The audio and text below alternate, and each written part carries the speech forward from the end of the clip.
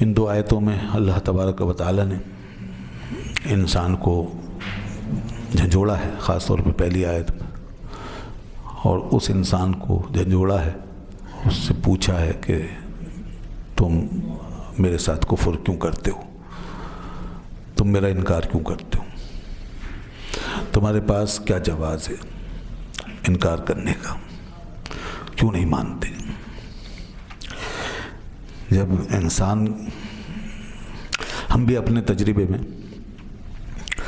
کسی مسلمہ بات کے حوالے سے، کوئی مسلمہ حقیقت، چاہے وہ ہم سے متعلق ہو، چاہے وہ خارج میں ہو، جب کسی کو ضد کرتے ہوئے دیکھتے ہیں تو ہم اس سے سوال کرتے ہیں کہ آخر تم کیوں نہیں مانتے؟ یہ ہے وہ چیز، اور سب سے بڑی حقیقت اللہ ہے، اللہ کا وجود ہے، اس پر ایمان ہے۔ تو اب قرآن یہ بات پوچھنے میں حق بجانب ہے دنیا کے سارے کافروں سے کہ کیف تکفرون باللہ، کہ کیسے تم کفر کر رہے ہو اللہ کے ساتھ، مطلب کیا جواز ہے تمہارے پاس؟ تو کفر کی کوئی جسٹیفیکیشن نہیں، کفر تو کفر ہے، گناہ کی اور نافرمانی کی بھی کوئی جسٹیفیکیشن نہیں، سیدھی سی بات ہے۔ اللہ خالق ہے، مالک ہے، رازق ہے، پیدا کیا اس نے، مالک وہی ہے، بادشاہ وہی ہے، کھلاتا وہی، پلاتا وہی، سب کچھ اس کا، تو پھر کیسے ہو سکتا ہے کہ انسان اپنی چلائے اور یہ کہے کہ جو میں چاہوں گا وہ ہوگا؟ قطعاً نہیں۔ تو اس لیے گناہ کی بھی کوئی جسٹیفیکیشن نہیں، اور کفر تو بہت بڑا گناہ، بلکہ سب سے بڑا گناہ، کافر جو کچھ کر رہا ہے وہ تو بہت بڑا کرائم کر رہا ہے، بہت بڑا جرم کر رہا ہے۔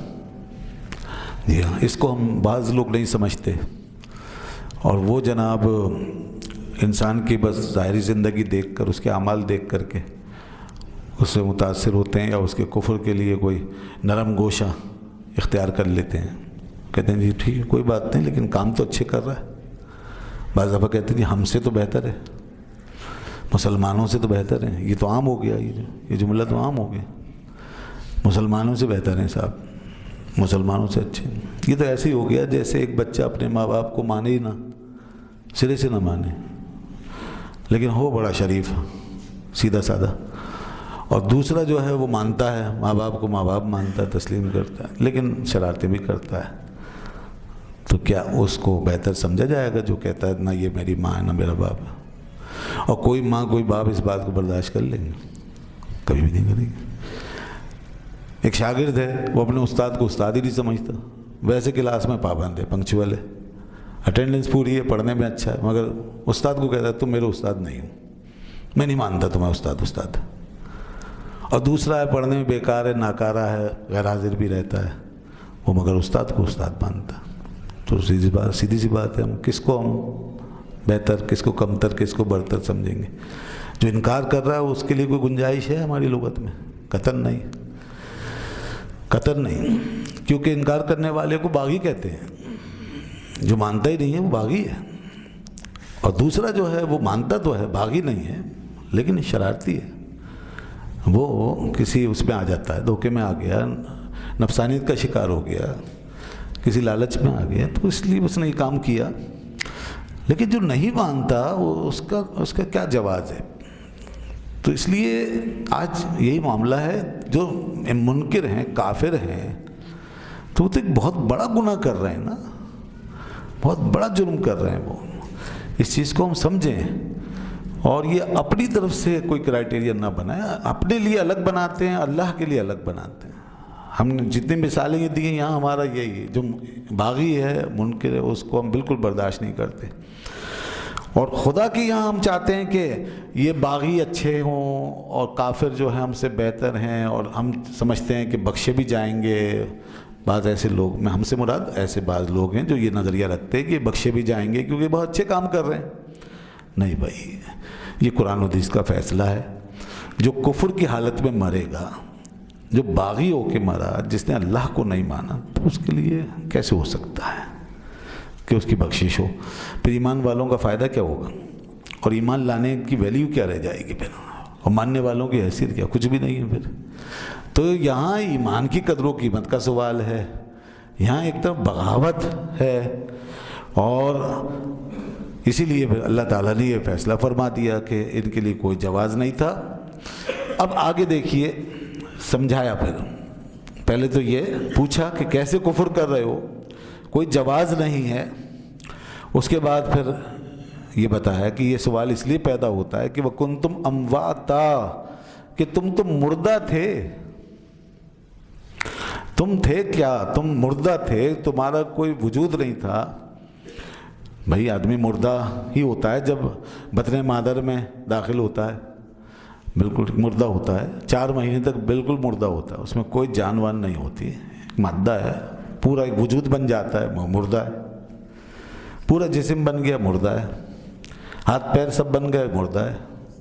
تو وہی فرمایا تم تو مردہ تھے، اسی پیریڈ کو کہا گیا مردہ، ورنہ اس سے پہلے تو یہ فرمایا کہ هل اتى على الانسان حين من الدهر لم يكن شيئا مذكورا، کیا انسان پر وہ وقت نہیں گزر گیا کہ جب وہ کوئی مذکور یعنی قابل ذکر چیز ہی نہیں تھا، اس سے پہلے تو کچھ بھی نہیں تھا، اور پھر اس کے بعد جب آئے کسی وجود میں ایگزسٹ ہوئے تو مردہ۔ اب زندہ کس نے کیا؟ فرمایا فَأَحْيَاكُمْ، اس نے تمہیں زندہ کیا۔ کون زندہ کر سکتا تھا؟ کون جان ڈال سکتا تھا؟ کسے پتا وارم آف مدر میں کیا ہے؟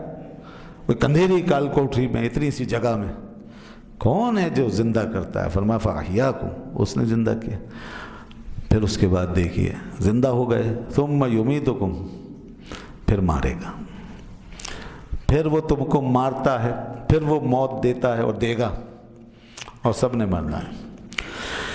انسان کے لیے پھر ایک موت ہے، اس کے بعد پھر کیا ہوگا؟ ثُمَّ يُحْيِيكُمْ، پھر تمہیں زندہ کرے گا، مرنے کے بعد پھر تمہیں زندگی دے گا۔ پھر جب انسان یہاں سے مرتا ہے نا، وہاں زندہ ہو جاتا، اور پھر ثُمَّ إِلَيْهِ تُرْجَعُونَ، اور پھر وہ قبر میں جا کر وہاں سے حیات برزخی کے ساتھ پھر کھڑا ہو کر سیدھا میدان محشر میں جتنا بھی وقت گزرے قبر میں، وہ برزخی زندگی ہے، وہ ہے عالم برزخ۔ مجموعی طور پر یہ سب آخرت ہے۔ جب یہاں سے ہم گزر گئے تو اب دنیا سے نکل گئے، اب چلے گئے آخرت میں، لیکن یہ جو مرحلہ ہے قیامت سے پہلے کا، اس کو کہتے ہیں برزخ، یہ برزخ ہے، اور اس حیات کو حیات برزخی کہتے ہیں۔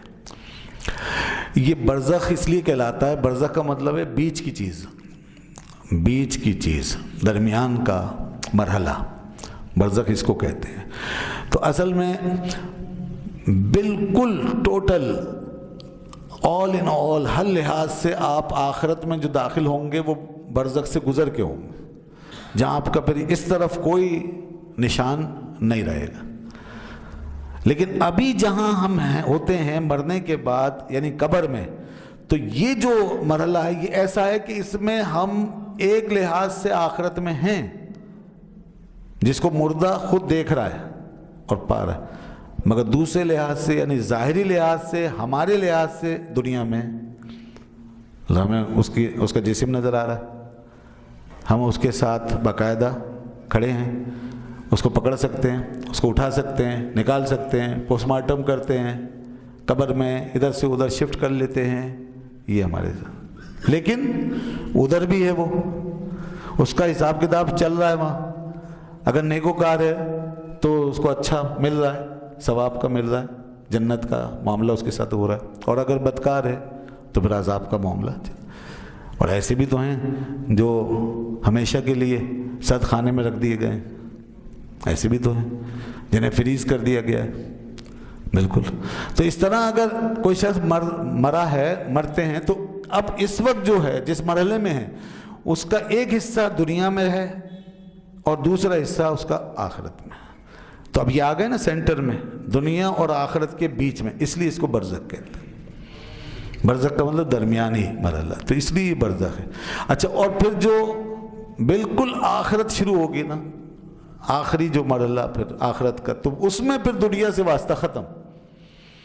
جب قیامت آئے گی، اٹھیں گے، تو ادھر سے واسطہ ختم، پھر تو یہ دنیا ہی ختم ہو جائے گی۔ تو اس لیے پھر پورے وہیں ظاہر میں بھی اور باطن میں، ہر لحاظ سے وہیں پہ یہ ہوگا پھر، اس لیے وہ پھر نری آخرت کہہ لیں اس کو. تو یہ جو مرحلہ ہے یہ ہے برزخ.